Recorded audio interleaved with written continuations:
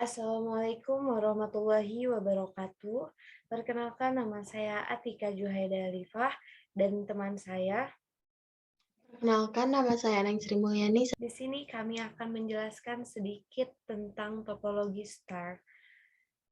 Langsung saja pada PowerPoint yang sudah kami buat. Yang pertama, apa itu topologi star? Yaitu suatu metode atau cara untuk menghubungkan dua atau lebih komputer dengan jaringan yang berbentuk bintang atau star.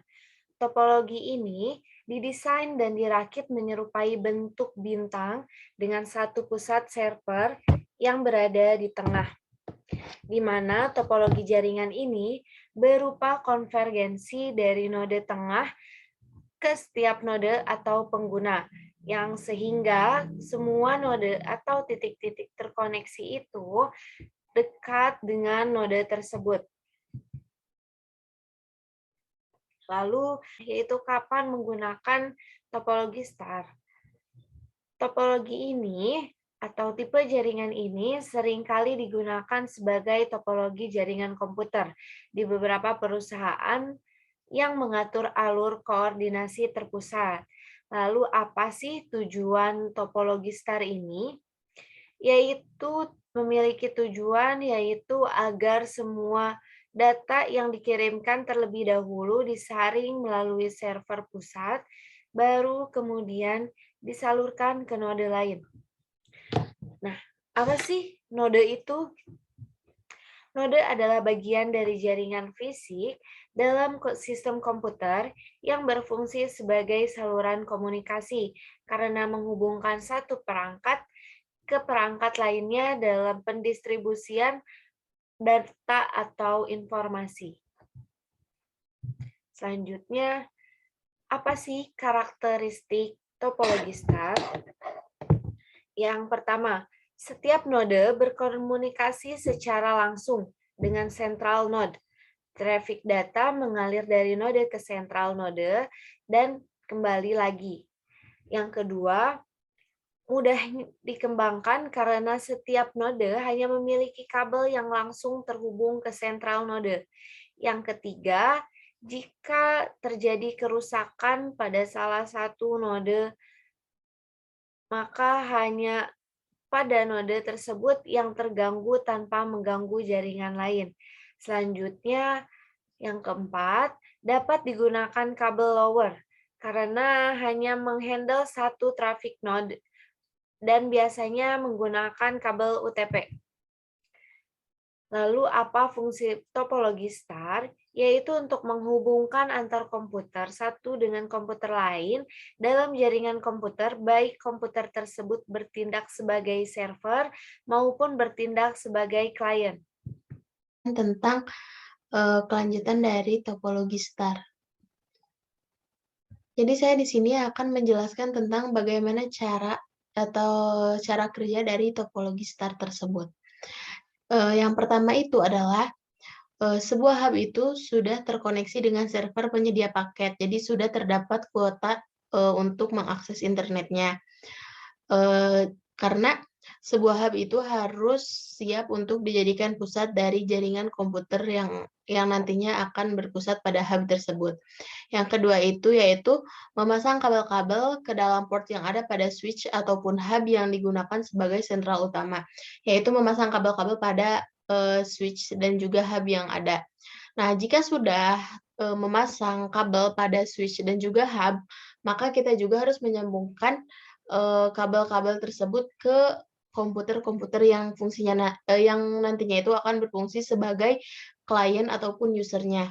Nah, dan yang kemudian itu, setiap user atau klien itu akan memperoleh data yang sama seperti apa yang dimiliki oleh server sebagai, data sentral dan juga sumber paket data karena, mereka sudah terhubung satu dengan lainnya.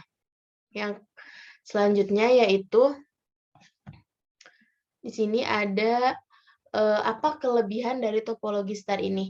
Nah, di sini itu ada beberapa kelebihan dari topologi star itu sendiri, yaitu di mana yang pertama, dengan menggunakan tipe topologi ini, maka, bisa digunakan untuk banyak perangkat komputer. Karena, biasanya topologi star ini digunakan untuk, jaringan yang lumayan besar. Kemudian yang kedua, jika terjadi kerusakan, maka maintenance-nya itu akan lebih mudah dilakukan. Jadi kalian hanya perlu melihat kondisi kabel-kabel, hub, atau switch, atau, juga langsung ke kondisi si server tersebut, agar melihat di mana, letak kerusakannya.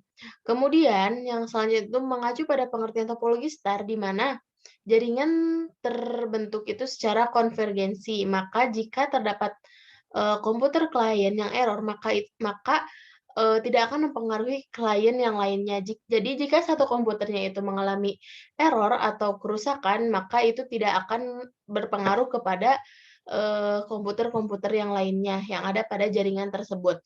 Kemudian yang selanjutnya itu ada, kecepatan jaringan yang dihasilkan sama besar antara masing-masing komputer klien dengan server pusatnya.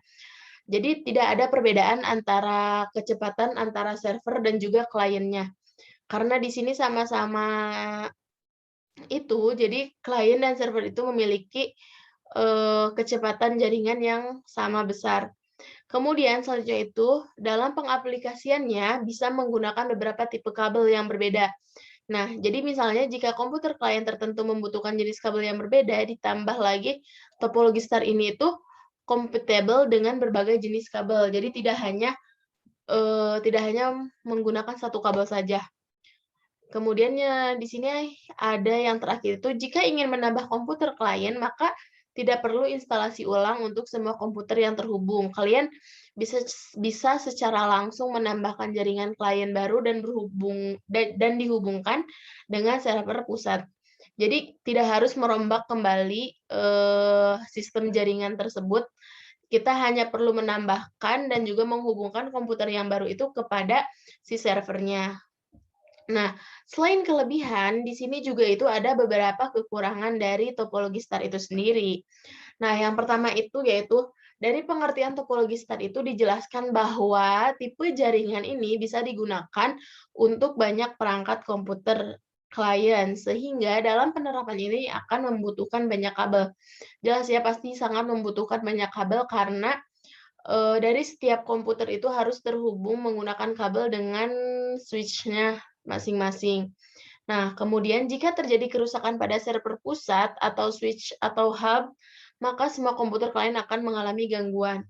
Nah, karena kalau tadi di kelebihannya itu jika komputer kliennya memiliki error atau kerusakan, maka tidak akan berpengaruh kepada komputer lain. Sedangkan jika kerusakan ini terjadi pada server pusat ataupun pada hub-nya, maka semua komputer akan mengalami gangguan. Nah, selanjutnya itu, semakin banyak perangkat yang terhubung, maka semakin lambat proses transfer datanya. Karena hal ini itu dikarenakan oleh lalu lintas data yang padat dan juga dapat menurunkan kecepatan transfer data. Jelas ya, karena semakin banyak komputer yang dipakai, maka semakin banyak juga data-data yang harus dikirimkan satu sama lain sehingga terjadinya, kemacetan data. Nah, yang terakhir itu adalah dengan banyaknya komponen yang digunakan, maka dalam penerapannya ini membutuhkan biaya pembangunan yang relatif mahal. Hal ini karena semakin banyak komputer klien, maka kabel tersebut yang dibutuhkan akan semakin banyak. Sudah jelas ya, penanganan dari topologi star ini itu memang lumayan membutuhkan biaya yang lebih, dikarenakan harus memiliki kabel yang ekstra dalam penghubungan antara komputer dengan, yang lainnya. Assalamualaikum warahmatullahi wabarakatuh. Mungkin hanya itu yang bisa saya sampaikan. Terima kasih. Wassalamualaikum warahmatullahi wabarakatuh.